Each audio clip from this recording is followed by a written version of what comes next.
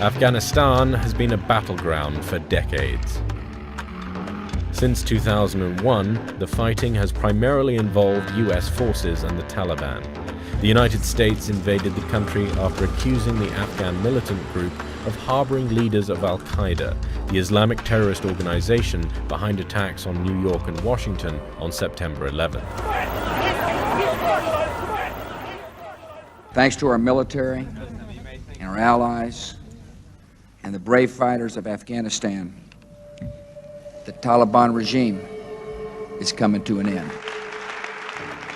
But soon after the US-led coalition drove the Taliban from power, the militant group reorganized to launch an insurgency against the Afghan government. Fighting since then has mostly involved US forces and allied Afghan government troops squaring off against the fundamentalist Taliban. 13,000 US troops were reportedly still deployed in Afghanistan by the end of 2019. US-led forces are on a mission to further cripple the Taliban, defeat Al-Qaeda and other militant groups, train Afghanistan's military and stabilize the nation's government. The Taliban has staged frequent attacks using improvised explosive devices and suicide bombs. Their aim has been to drive out foreign occupation forces and regain control so they could impose their form of Islamic law. After 18 years of bloody conflict, the Taliban still controlled huge rural areas of Afghanistan.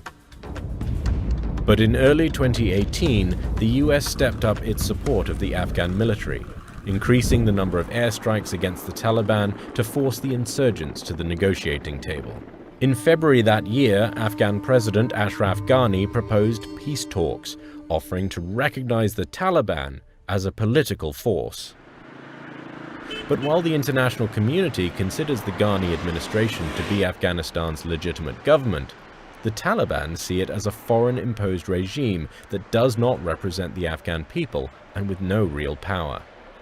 So while the Kabul government's peace talks offer was rejected, the Taliban said they were open to talks with Washington officials. And in July 2018, US diplomats secretly met Taliban representatives in Doha, Qatar.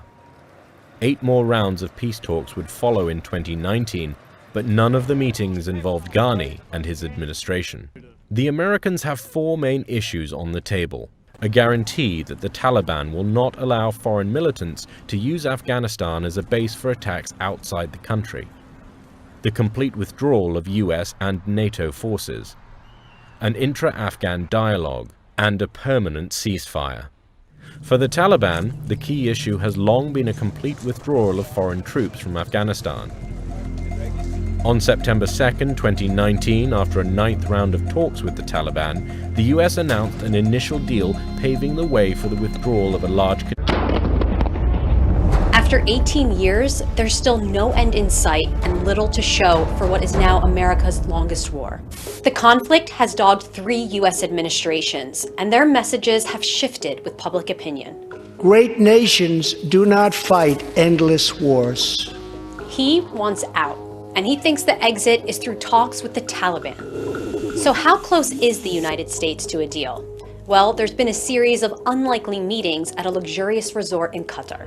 At the negotiating table, both sides agreed on a framework for a peace deal.